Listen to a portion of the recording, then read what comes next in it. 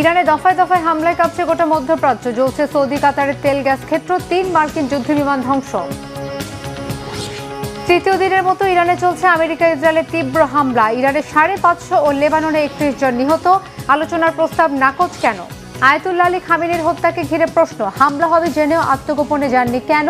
তার অবস্থান আমেরিকাকে জানিয়েছিল কে? আসসালামু আলাইকুম, দেখছিলেন Bangla vision world news headline. এবারে বিস্তারিত। ইরান জ্বলছে, পূর্বে গোটা মধ্যপ্রাচ্য। বিশ্লেষকদের এমন আশঙ্কাকে সত্যি করে দিয়ে এবার যুদ্ধ সংঘাতের তীব্রতা ছড়িয়ে পড়েছে গোটা অঞ্চলে। ইরানের দফায় দফায় মিসাইল হামলা আর বিস্ফোরণে কেঁপে উঠেছে সৌদি আরব, কাতার, কুয়েত ও সংযুক্ত আরব আমিরাত সহ গোটা মধ্যপ্রাচ্য। সোমবার সৌদি আরবের সবচেয়ে বড় তেল শোধনাগার আরামকোর রাস তানুরায় হামলা চালিয়েছে ইরান। একই সময় হামলা হয়েছে কাতারের বিদ্যুৎ ও জ্বালানি কেন্দ্র। এরপরে তেল ও গ্যাস উৎপাদন বন্ধ করে দিয়েছে কাতার। ফলে বিশ্বজুড়ে বেড়ে গেছে তেল ও গ্যাসের দাম। এছাড়া ইরানের মিসাইল হামলায় ধ্বংস হয়েছে আমেরিকার 3টি যুদ্ধবিমান। হামলা হয়েছে কুয়েতের মার্কিন দূতাবাসেও। ইরানের হামলার জেরে কি গোটা মধ্যপ্রাচ্যে যুদ্ধ ছড়িয়ে পড়ছে? হিজর জুবারের ডেস্ক রিপোর্টে বিস্তারিত। সৌদি আরবের বৃহত্তম তেল শোধনাগার আরামকোতে আঘাত এনেছে ইরান। এই হামলার ঘটনায় উপসাগর জুড়ে যুদ্ধের দামামা আরও তীব্র হচ্ছে। ইরানি ড্রোনের আঘাতের পরপরই আরামকোর রাস তানুরা রিফাইনারির কার্যক্রম বন্ধ হয়ে যায়। আল জাজিরা সহ আন্তর্জাতিক বিভিন্ন সংবাদ মাধ্যমের খবরে বলা হয়, হামলার জেরে স্থাপনাটির একটি অংশে আগুন ছড়িয়ে পড়ে এবং পরিস্থিতি নিয়ন্ত্রণে আনতে জরুরি ব্যবস্থা নিতে হয়। সৌদি কর্তৃপক্ষ আনুষ্ঠানিকভাবে বিস্তারিত মন্তব্য না করলেও সংশ্লিষ্ট সূত্রের দাবি, সতর্কতামূলক কারণে উৎপাদন স্থগিত রাখা হয়েছে। রাস তানুরা সৌদি আরবের জ্বালানি অবকাঠামোর অন্যতম গুরুত্বপূর্ণ কেন্দ্র। এখান থেকে প্রতিদিন বিপুল পরিমাণ অপরিশোধিত তেল প্রক্রিয়াজাত হয়ে এশিয়া, ইউরোপ ও উত্তর আমেরিকার বাজারে রপ্তানি হয়। দৈনিক 5,50,000 ব্যারেলেরও বেশি তেল শোধনের সক্ষমতা থাকায় এই স্থাপনা বৈশ্বিক জ্বালানি সরবরাহ ব্যবস্থার একটি গুরুত্বপূর্ণ হাব। রিফাইনারি ও সংলগ্ন রপ্তানি টার্মিনাল মিলিয়ে যে পরিমাণ তেল বিশ্ববাজারে যায়, তাতে সামান্য বিঘ্নও আন্তর্জাতিক বাজারে জ্বালানির দামে অস্থিরতা তৈরি করতে পারে। বিশ্লেষকদের মতে, সরবরাহ নিয়ে অনিশ্চয়তা বাড়লে অপরিশোধিত তেলের দাম তাৎক্ষণিকভাবে ঊর্ধ্বমুখী হওয়ার ঝুঁকি রয়েছে। এই ঘটনার প্রভাব শুধু সৌদিতেই সীমাবদ্ধ থাকেনি। উপসাগরীয় অঞ্চলের বেশ কয়েকটি দেশের বিভিন্ন শহরে নিরাপত্তা সতর্কতা জোরদার করা হয়েছে। আবুধাবি, দুবাই, দোহা ও মানামার মতো অর্থনৈতিকভাবে গুরুত্বপূর্ণ নগরীগুলোতে শিপিং ও জ্বালানি পরিবহন কার্যক্রমে বাড়তি নজরদারি চলছে। সংযুক্ত আরব আমিরাত ও ওমানের প্রধান সমুদ্র বন্দরগুলোতেও সতর্কতা জারি করা হয়েছে, কারণ এসব রুট দিয়ে বিশ্ববাজারে বিপুল পরিমাণ জ্বালানি ও পণ্য পরিবাহিত হয়। এদিকে কুয়েতে পরিস্থিতি আরও ভয়াবহ হয়ে উঠেছে। ইরানের হামলায় কুয়েতে বেশ কয়েকটি মার্কিন যুদ্ধবিমান বিধ্বস্ত হয়েছে। দেশটির প্রতিরক্ষা মন্ত্রণালয়ের বরাতে সোমবার এক প্রতিবেদনে এ তথ্য জানিয়েছে আল জাজিরা। এর আগে সেখানে মিসাইলের আঘাতে মার্কিন বিমান বাহিনীর একটি F-15 ফাইটার জেট বিধ্বস্ত হয়েছে বলে জানায় ইরান। সামাজিক যোগাযোগ মাধ্যমে ছড়িয়ে পড়া একাধিক ভিডিও ফুটেজে যুদ্ধবিমানটি বিধ্বস্ত হওয়ার দৃশ্য দেখা গেছে। ভিডিওতে একটি F-15 যুদ্ধবিমানকে ধীর গতিতে নিচে ঘূর্ণায়মান অবস্থায় নামতে দেখা যায়। এ সময় বিমানটির পেছন থেকে আগুনের শিখা বেরোচ্ছিল। এছাড়া ইরানি মিসাইল বা ড্রোন কুয়েতের মার্কিন দূতাবাসে আঘাত হেনেছে বলেও বিভিন্ন সংবাদ মাধ্যম জানাচ্ছে। এখানকার মার্কিন দূতাবাস ঘিরে আগুন ও ব্যাপক ধোঁয়ার কুণ্ডলীর কথা জানিয়েছে আল জাজিরা। এই মুহূর্তে ইরানের ধারাবাহিক মিসাইল ও ড্রোন হামলার মুখে আছে কুয়েত। সেখানে মার্কিন সামরিক ঘাঁটি ও স্থাপনাগুলোকে হামলার লক্ষ্যবস্তু করছে তেহরান। আপাতত হামলা বন্ধ বা স্তীমিত করার সম্ভাবনা নাকচ করে দিয়েছে তারা। এই ঘটনা প্রবাহের মাঝেই একটি ভূগর্ভস্থ সুড়ঙ্গে বিপুল সংখ্যক ড্রোনের ভিডিও প্রকাশ করেছে ইরান। রাষ্ট্রীয় সংবাদ মাধ্যমে প্রচারিত ফুটেজে দেখা যায় সুড়ঙ্গের ভেতরে সারিবদ্ধভাবে রাখা অসংখ্য ড্রোন ও রকেট লঞ্চার। বিশ্লেষকরা বলছেন, এটি সামরিক সক্ষমতার প্রকাশ্য প্রদর্শন এবং প্রতিপক্ষকে কঠোর বার্তা দেওয়ার অংশ। CNN সহ আন্তর্জাতিক সংবাদ মাধ্যমগুলোও ভিডিওটি নিয়ে প্রতিবেদন প্রকাশ করেছে। সব মিলিয়ে উপসাগরীয় অঞ্চলে যুদ্ধাবস্থা আরও ভয়াবহ পর্যায়ে পৌঁছেছে। এই অবস্থা এরই মাঝে বৈশ্বিক রাজনীতি ও অর্থনীতিতে বড় ঢেউ তুলতে শুরু করেছে। হিজল জুবায়ের, বাংলা ভিশন। এদিকে তৃতীয় দিনের মতো ইরানকে লক্ষ্য করে চলছে মার্কিন ও ইসরায়েলি বাহিনীর তীব্র হামলা। এরই মধ্যে ইরানে 1000-এরও বেশি লক্ষ্যবস্তুতে আঘাত এনেছে তারা। এতে ইরানের 550-রও বেশি নাগরিকের মৃত্যুর খবর দিয়েছে রেড ক্রস। ক্ষতিগ্রস্ত হয়েছে রেডিও, টেলিভিশন ও বেশ কয়েকটি হাসপাতাল ভবন। এছাড়া লেবাননের রাজধানী বৈরুত সহ আশেপাশের শহরগুলোতে বিমান হামলা চালিয়ে 31 লেবানিজ নাগরিককে হত্যা করেছে ইসরায়েল। এমন পরিস্থিতিতে যুদ্ধবন্ধে মার্কিন প্রেসিডেন্ট ডোনাল্ড ট্রাম্পের আলোচনার প্রস্তাব নাকচ করে দিয়েছে ইরান। কতদিন চলবে এই সংঘাত? সর্বাত্মক যুদ্ধ কি ছড়িয়ে পড়বে? শহীদ আরাফাতের ডেস্ক রিপোর্ট। সময় গড়ানোর সাথে সাথে জটিল হচ্ছে মধ্যপ্রাচ্যের যুদ্ধ পরিস্থিতি। ইসরায়েল ও যুক্তরাষ্ট্রের সাথে ইরানের রক্তক্ষয়ী যুদ্ধে এবার যোগ দিয়েছে ইরান সমর্থিত লেবাননের হিজবুল্লাহ গোষ্ঠী। ইরানের সর্বোচ্চ নেতা আয়াতুল্লাহ আলী খামেনি হত্যার প্রতিশোধ নিতে সোমবার ভোর হওয়ার আগে ইসরায়েলের হাইফা শহর লক্ষ্য করে মিসাইল হামলা চালায় হিজবুল্লাহ যোদ্ধারা। জবাবে লেবাননের রাজধানী বৈরুত সহ আশেপাশের শহরগুলোতে রকেট হামলা চালায় ইসরায়েল। চলছে দুই পক্ষের পাল্টাপাল্টি হামলা। লক্ষ্য অর্জন না হওয়া পর্যন্ত ইরানে হামলা অব্যাহত রাখার ঘোষণা দিয়েছেন মার্কিন প্রেসিডেন্ট ডোনাল্ড ট্রাম্প। সব হিসাব কষে রবিবার ডেইলি মেলকে সাক্ষাৎকারে ট্রাম্পে লক্ষ্য অর্জনে 1 মাসের সময় বেঁধে দেন। বেশ কয়েকজন মার্কিন সেনা নিহত হওয়ার ঘটনায় ইরান জুড়ে অন্তত 1000 লক্ষ্যবস্তুতে হামলা চালিয়েছে ওয়াশিংটন। সোমবার ভোর না হতেই ইরানের রাজধানী সহ বিভিন্ন স্থানে আরেক দফা হামলা শুরু করে ইসরায়েল। এর মধ্যে উচ্চ পর্যায়ের অর্ধশতাধিক নেতাসহ শত শত নাগরিক নিহত হয়েছে। ক্ষতিগ্রস্ত হয়েছে জাতীয় বেতার ও টেলিভিশন সহ একাধিক হাসপাতাল ও পুলিশ ভবন। ইরানের বিপ্লবী গার্ডের সদর দপ্তর গুড়িয়ে দেওয়ার দাবি তুলেছে যুক্তরাষ্ট্র।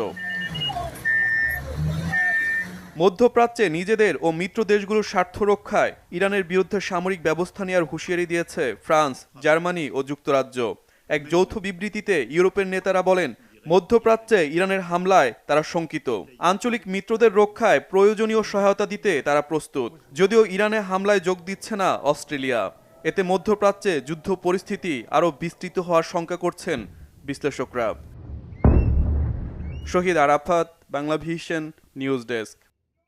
ইরানের সর্বোচ্চ ধর্মীয় নেতা আয়াতুল্লাহ আলী খামেনিকে হত্যার মাধ্যমে এক ঝটকায় ইসলামী বিপ্লবের আলো নিভিয়ে দেওয়ার অপচেষ্টার পর এ নিয়ে চলছে চুলচেরা বিশ্লেষণ।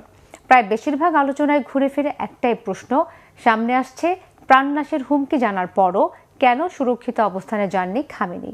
তাকে এত সহজে অব্যর্থ নিশানায় কিভাবে হত্যা করল যুক্তরাষ্ট্র? ইসরায়েলের জোট? বাংকারে যাওয়ার বিষয়টি কি কেবলই শত্রুকে বিভ্রান্ত করার কৌশল ছিল? বিস্তারিত মেহরাব হোসেন খানের ডেস্ক রিপোর্টে। ইরানে ইসলামী বিপ্লব সদা উজ্জীবিত রাখা, আগলে রাখা, অটুট রাখার প্রক্রিয়ায় অনেকটা হৃৎপিণ্ড ছিলেন দেশটির সর্বোচ্চ নেতা আয়াতুল্লাহ আলী খামেনি।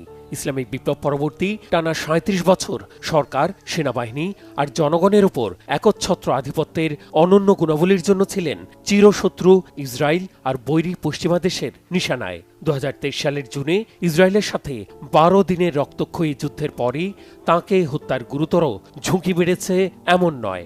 রাগঢাক না রেখে প্রকাশ্যে বিশ্বনেতাদের হুমকিও পেয়েছেন নিয়মিত। গুরুতর হুমকির পরও সুরক্ষিত অজ্ঞাতবাসে না গিয়ে তেহরানে নিজ কার্যালয়ে কেন ছিলেন খামেনি?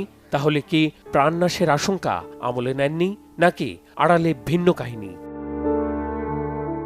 ফেব্রুয়ারির শেষ দিন তেহরানের সময় সকাল 9:40 প্রচণ্ড বিস্ফোরণে কেঁপে ওঠে আলী খামেনির কার্যালয়। একের পর এক গোলার আঘাতে কংক্রিটের কাঠামোতে চাপা পড়েন ইসলামী বিপ্লব আর মধ্যপ্রাচ্যের দেশে দেশে প্রতিরোধ আন্দোলনের উজ্জীবনী আলোকবর্তিকা অনুসরণীয় নেতা, পশ্চিমা আধিপত্যবাদের বিরুদ্ধে নির্ভীক সরব কণ্ঠ আলী খামেনি।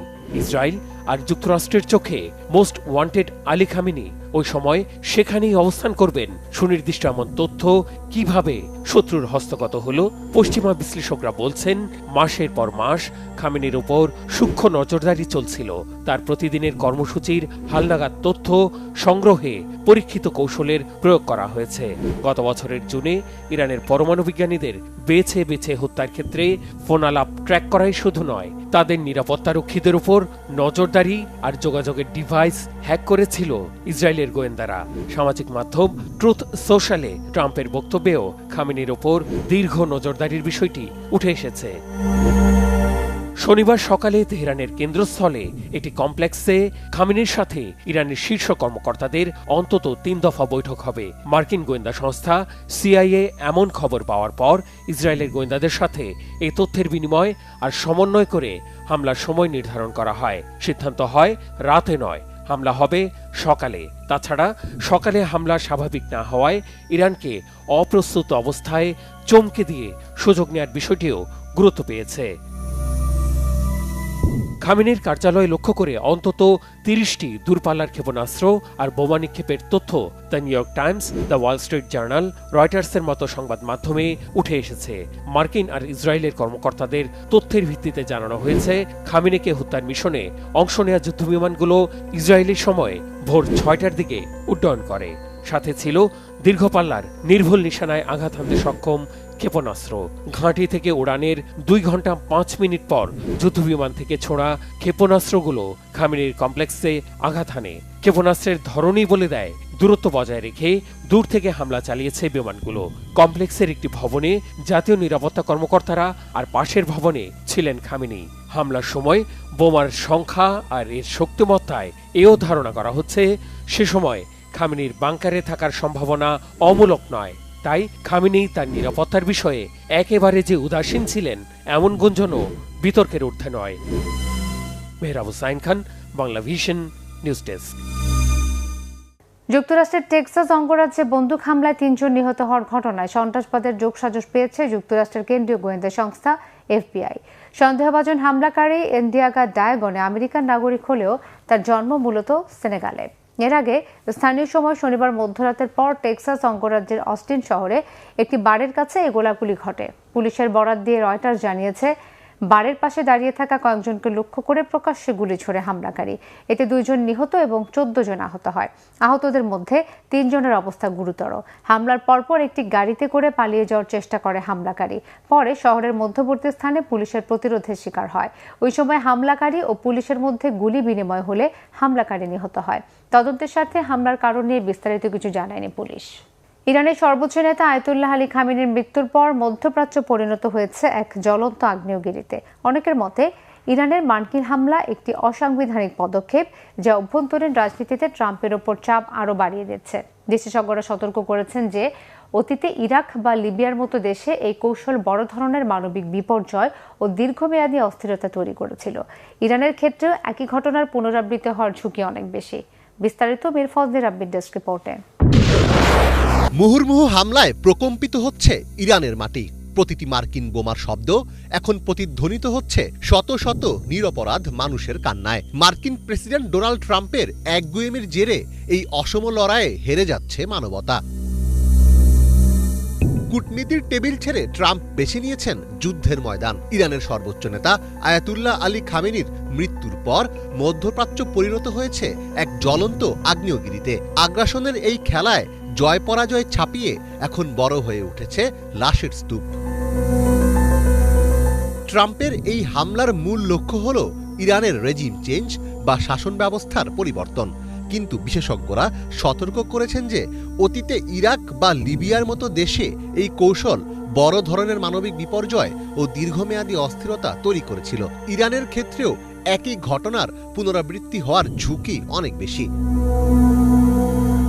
1 মার্চ এ বিষয়ে বিশ্লেষণধর্মী একটি প্রতিবেদন প্রকাশ করে জাপান টাইমস, যেখানে বলা হয় অনেক মার্কিনই মনে করছেন ট্রাম্প তার অভ্যন্তরীণ রাজনৈতিক সংকট থেকে নজর সরাতেই এই হামলা চালিয়েছেন। রিপাবলিকান ভোটারদের একাংশও এখন মনে করছে ট্রাম্পের এই পদক্ষেপ যুক্তরাষ্ট্রকে একটি অপ্রয়োজনীয় ও ব্যয়বহুল যুদ্ধের দিকে ঠেলে দিতে পারে। ইরানের পাল্টা হামলায় ক্ষতির মুখে পড়েছে যুক্তরাষ্ট্র। এখন পর্যন্ত 3 জন মার্কিন সেনা নিহত ও 5 জন সেনা গুরুতর আহতের খবর নিশ্চিত করেছে যুক্তরাষ্ট্রের সেন্ট্রাল কমান্ড। মার্কিনীদের অনেকে শুরু থেকেই মধ্যপ্রাচ্যে এই ধরনের ভিনদেশি সামরিক অভিযানের বিরোধী ছিল, কারণ ট্রাম্প নির্বাচনী প্রচারণার সময় এই ধরনের যুদ্ধ না করার প্রতিশ্রুতি দিয়েছিলেন। যদি মার্কিন সেনাদের মৃত্যু বা আহতের সংখ্যা বাড়তে থাকে, তবে ট্রাম্পের সমর্থকেরাও বেঁকে বসতে পারে বলে মনে করছেন বিশ্লেষকেরা। হামলা শুরু হওয়ার সময়ই মার্কিন প্রেসিডেন্ট পরিষ্কার করে বলেছিলেন যে আমেরিকানদের হতাহত হওয়ার সম্ভাবনা রয়েছে, তবে এত দ্রুত যে ক্ষয়ক্ষতি হবে সেটা বোধহয় কেউ আশা করেনি। বাস্তব সত্য হলো, যুদ্ধের প্রথম দিনে সবার মধ্যে একটা উদ্দীপনা থাকে, মানুষ বেশ উত্তেজিত থাকে, কিন্তু যুদ্ধ যত দীর্ঘস্থায়ী হবে এবং আমেরিকার পক্ষে নিহতের সংখ্যা যত বাড়বে, ট্রাম্পের জন্য জনসমর্থন ধরে রাখা ততটাই কঠিন হয়ে পড়বে। চলমান যুদ্ধের জেরে বিশ্ববাজারে তেলের দাম অস্বাভাবিকভাবে বেড়ে যাওয়ার আশঙ্কা তৈরি হয়েছে। হরমুজ প্রণালী দিয়ে বিশ্বের বড় অংশের তেল পরিবহন হয়। সেখানে ইরানের অবরোধ বিশ্ব অর্থনীতির জন্য একটি বড় চ্যালেঞ্জ হিসেবে দেখা দিয়েছে বলে মনে করছেন এই বিশেষজ্ঞ। উপসাগরীয় দেশগুলোতে থাকা মার্কিন সেনা ও স্থাপনার উপর ইরান যেভাবে আক্রমণাত্মক হামলা চালিয়েছে তা আমাকে সহ অনেককেই অবাক করেছে। এমনকি তারা সেসব দেশের বেসামরিক অবকাঠামোতেও আঘাত হানছে। এর সাথে যদি তেলের বাজারে অস্থিরতা এবং মূল্য বৃদ্ধি যোগ হয়, তবে পরিস্থিতি সামাল দেওয়া আরও অনেক বেশি চ্যালেঞ্জিং হয়ে পড়বে। অনেক বিশেষজ্ঞ ও আইনি বিশ্লেষক মনে করেন, ট্রাম্প কংগ্রেসের কোনো পূর্ব অনুমোদন বা ওয়ার পাওয়ার রেজুলেশন অনুসরণ না করেই এই হামলা চালিয়েছেন। মার্কিন সংবিধান অনুযায়ী যুদ্ধ ঘোষণার ক্ষমতা কেবল কংগ্রেসের। ফলে অনেকের মতে এটি একটি অসাংবিধানিক পদক্ষেপ, যা অভ্যন্তরীণ রাজনীতিতে ট্রাম্পের ওপর চাপ আরও বাড়িয়ে দিচ্ছে। মীর ফজলে রাব্বি, বাংলা ভিশন। উত্তর আফ্রিকার দেশ আলজেরিয়ায় মুসলিমরা যথাযথ ভাবগাম্ভীর্যের মধ্য দিয়ে উদযাপন করছে পবিত্র রমজান। দেশটির প্রায় 95% জনগণ মুসলমান। রমজান উপলক্ষে চলে ব্যাপক প্রস্তুতি। ইফতার শুরু হয় খেজুর ও দুধ দিয়ে, সাথে থাকে চোরবা, ফ্রিক, বৈরেক, আলজেরিয়ান হারিরা। সাহারি নাইটসে পরিবেশন হয় খেজুর, ডেলগেট, নাওর ও ঐতিহ্যবাহী খাবার। মসজিদে মসজিদে ইফতার ও সাহারি চলে গভীর রাত পর্যন্ত। মাহে রমজানে আলজেরিয়ানরা মগ্ন থাকেন আত্মশুদ্ধি ও আল্লাহর নৈকট্য লাভের চেষ্টায়। হাফিজুল ইসলামের ডেস্ক রিপোর্ট। উত্তর আফ্রিকার মুসলিম দেশ আলজেরিয়া। দেশটির মোট জনসংখ্যার প্রায় 95%ই মুসলমান। ইসলাম ধর্মের পবিত্রতম মাস রমজান এখানে উদযাপন করা হয় উৎসবমুখর পরিবেশে। রমজানকে স্বাগত জানাতে দেশটিতে চলে ব্যাপক প্রস্তুতি। অতিথিপরায়ণ আলজেরিয়ানরা ইফতার শুরু করেন খেজুর ও দুধ দিয়ে, সাথে থাকে ভেড়ার মাংস, টমেটো, তাজা সবজি দিয়ে তৈরি স্যুপ, চোরবা ফ্রিক, পুরভর্তি রোল, বৌরেক, আলু, সবজি, মাংস দিয়ে তৈরি দোলমা। ইফতার দস্তরখানে থাকে আলজেরিয়ান হারিরা। কখনো দেখা মেলে এপ্রিকট, কিশমিশ, আপেল, নাশপাতি সহ বিভিন্ন ফলের সাথে মাংস, মশলা ও কমলা ফুলের পানি দিয়ে রান্না করা তাজিন বারকাউক। রমজানের আরেক জনপ্রিয় খাবার জালাবিয়া, চালের গুঁড়া দিয়ে তৈরি পুডিং, হালাওয়াত, তুর্ক এখানকার ইফতারের নিয়মিত আইটেম। মাহাল্লা বা রুটি, বাকলাভা, কাতায়েফের মতো মিষ্টি জাতীয় খাবার তো থাকেই। সাহরি নাইটস দেশটির জনপ্রিয় রমজান ঐতিহ্য। সেহরির আয়োজনে পরিবেশন করা হয় আলজেরিয়ান খেজুর, ডেলগেট, নাওর, সাথে থাকে হরেক রকম ঐতিহ্যবাহী খাবারের পদ। মসজিদে মসজিদে ইফতারের পাশাপাশি থাকে সেহরির ব্যবস্থা। রমজানে মসজিদগুলো খোলা থাকে গভীর রাত পর্যন্ত। মাহে রমজানে প্রকাশ্যে খাওয়া দাওয়া অপরাধ মনে করে আলজেরিয়ান মুসলমানরা। ভূমধ্য সাগরের তীরবর্তী দেশ আলজেরিয়ায় ইসলাম আসে 7ম শতকের শেষ ভাগে। মাহে রমজানে আত্মশুদ্ধি আর আল্লাহর নৈকট্য লাভের মধ্য দিয়ে পরকালীন শান্তি অর্জনে মশগুল থাকেন দেশটির মুসলমানরা। হাফিজুল ইসলাম, বাংলা ভিশন। মালয়েশিয়ার তেরেঙ্গানু রাজ্যের অন্যতম দর্শনীয় স্থাপত্য হল ক্রিস্টাল মসজিদ। আধুনিক স্থাপত্যশৈলী ও ইসলামী ঐতিহ্যের অপূর্ব সংমিশ্রণে নির্মিত এই মসজিদটি দর্শনার্থীদের মুগ্ধ করে প্রতিনিয়ত। স্বচ্ছ কাঁচ ও স্টিলের কাঠামোর কারণে এটি আলোর প্রতিফলনে ঝলমলে হয়ে ওঠে। দেশে দেশে মসজিদের আজকের পর্বে থাকছে মালয়েশিয়ার ক্রিস্টাল মসজিদ। মালয়েশিয়ার তেরেঙ্গানু রাজ্যের অন্যতম আকর্ষণীয় স্থাপত্য নিদর্শন হল ক্রিস্টাল মসজিদ। এটি কুয়ালা তেরেঙ্গানুর ওয়ানম্যান আইল্যান্ডে অবস্থিত এবং আধুনিক স্থাপত্যশৈলীর এক অনন্য উদাহরণ হিসেবে বিবেচিত। 2008 সালে উদ্বোধন হওয়া এই মসজিদটি মালয়েশিয়ার রাজা তুয়ানকু মিজান জাইনাল আবেদিন কর্তৃক আনুষ্ঠানিকভাবে উদ্বোধন করা হয়। এটি মূলত ইসলামী সভ্যতার প্রতীকী প্রতিফলন ঘটানোর জন্য নির্মাণ করা হয়েছিল এবং বিশ্বের অন্যতম সুন্দর মসজিদ হিসেবে পরিচিতি পেয়েছে। মসজিদটি ইসলামী সভ্যতা পার্কের অন্তর্ভুক্ত, যেখানে আরও বেশ কিছু ঐতিহাসিক ও বিখ্যাত মসজিদের প্রতিরূপ নির্মাণ করা হয়েছে। ক্রিস্টাল মসজিদের স্থাপত্যশৈলী অত্যন্ত ব্যতিক্রমী এবং আধুনিক প্রযুক্তির সংমিশ্রণে নির্মিত। এই মসজিদে স্টিল ও কাচের সংমিশ্রণে এক অত্যাশ্চর্য সৌন্দর্য সৃষ্টি করা হয়েছে। এর পুরো কাঠামো ঝকঝকে কাচের তৈরি হওয়ার কারণে এটি সূর্যের আলোয় উজ্জ্বল হয়ে ওঠে এবং রাতের বেলা চমৎকার আলোকসজ্জার মাধ্যমে এক অপূর্ব দৃশ্য উপস্থাপন করে। মসজিদের প্রধান গম্বুজটি সোনালী রঙের এবং প্রতিটি মিনার রূপালী রঙের কাচ দ্বারা আবৃত, যা প্রতিফলিত আলোয় এক ভিন্ন মাত্রার সৌন্দর্য এনে দেয়। মসজিদের অভ্যন্তরীণ স্থাপত্য অত্যন্ত শৈল্পিকভাবে নির্মিত। এর অভ্যন্তরে আধুনিক ডিজাইনের ঝাড়বাতি ও ইসলামিক ক্যালিগ্রাফি দ্বারা সজ্জিত দেয়াল দর্শনার্থীদের বিমোহিত করে। এটি একটি স্মার্ট মসজিদ হিসেবেও পরিচিত, কারণ এখানে মুসল্লিদের জন্য ডিজিটাল কোরআন পাঠের সুবিধা, ইন্টারনেট সংযোগ এবং আধুনিক প্রযুক্তি নির্ভর অন্যান্য সুবিধা বিদ্যমান। এই মসজিদে প্রায় 1500 মুসল্লি একসাথে নামাজ আদায় করতে পারেন। এটি শুধুমাত্র নামাজ আদায়ের স্থানই নয়, বরং এটি ইসলামিক জ্ঞান চর্চার কেন্দ্র হিসেবে ব্যবহৃত হয়। পর্যটকদের জন্য এটি একটি গুরুত্বপূর্ণ গন্তব্য, যেখানে তারা ইসলামের সৌন্দর্য ও ঐতিহ্য সম্পর্কে জানার সুযোগ পান। প্রাকৃতিক সৌন্দর্য ভরপুর তেলেঙ্গানা রাজ্যের এই অনন্য স্থাপত্য নিদর্শনটি স্থানীয় ও আন্তর্জাতিক পর্যটকদের জন্য এক বিশেষ আকর্ষণের কেন্দ্রবিন্দু। প্রতিদিন অসংখ্য মানুষ এই মসজিদ পরিদর্শনে আসেন এবং এর সৌন্দর্য উপভোগ করেন। মালয়েশিয়ার অন্যতম বিস্ময়কর স্থাপত্য হিসেবে ক্রিস্টাল মসজিদ সত্যিই এক অনন্য সৃষ্টি, যা ইসলামী স্থাপত্য ও আধুনিক প্রযুক্তির এক মেলবন্ধন ঘটিয়েছে। ইমরান মাহমুদ, বাংলাভিশন। এই ছিল আজকের মতো। এতক্ষণ সাথে থাকার ধন্যবাদ সবাইকে।